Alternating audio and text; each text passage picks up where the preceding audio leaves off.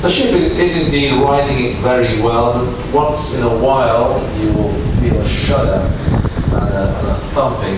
There's no problem with that. It's just that one swell wave every so often is slightly bigger than the others. But I can rest assured, ladies and gentlemen, the ship is in no danger, neither are yourselves or the crew.